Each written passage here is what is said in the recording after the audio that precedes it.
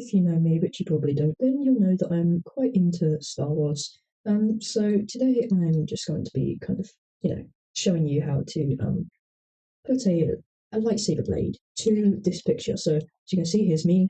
So I'm just going to kind of start by inserting the simpler circle. Just going to help get started. Can't really see it very well, but I'm going to rotate it. Yeah, say that. So that's about it. I'm going to fill this and extrude. And as you can see, it's not very lined up, let's say. So we're going to come into object mode here and just rotate it.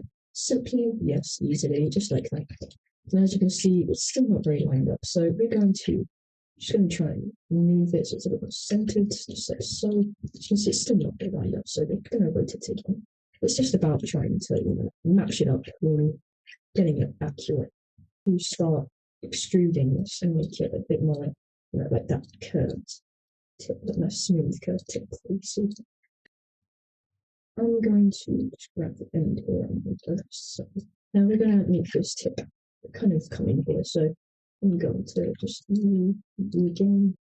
I'm going to try and get it so it's kind of almost in. So I'm going to come into our materials here. I'm just going to select this base material here. I'm going to name it, let's just have a look, blade for now. So lightsaber blade.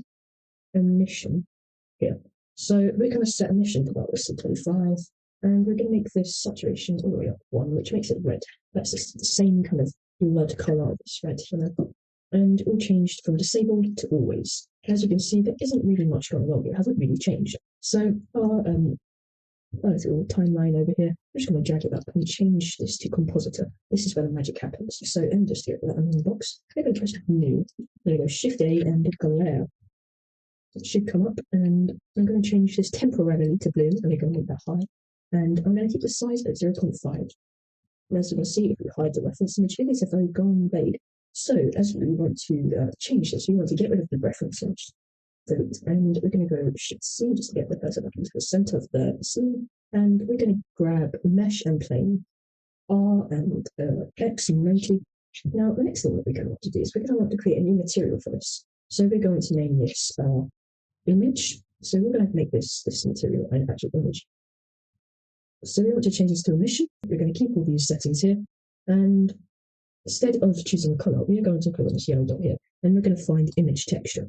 As you can see, it's black right now because we don't have an actual image. But I'm going to just add an image. There we go. And as you can see, I'm a very squished Sith Lord. So we're going to X and Z. This will stretch us and make us really big-headed, but we are going to just try and get this so it looks about right, just so it kind of looks roughly how it should.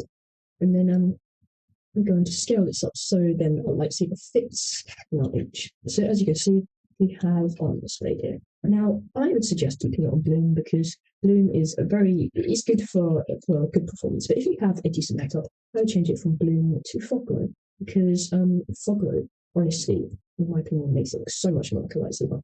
Now, I'm going to change this from fog glow to bloom just for the extra performance while we work on our camera here. So we'll take that down just for now, and we can Shift A, Shift A and camera.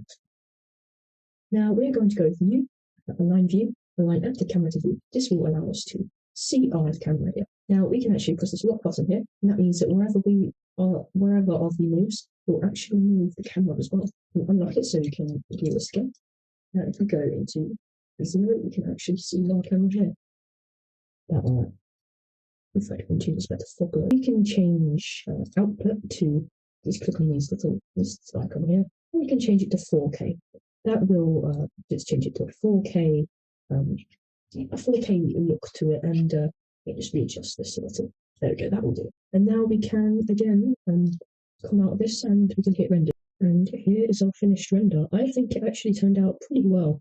I do think the blade looks a little thick, but in my opinion, I actually think it looks good.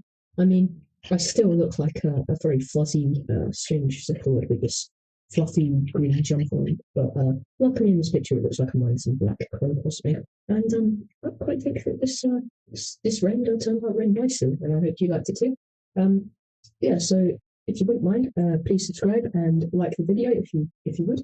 And hope to see you next one very soon. Goodbye.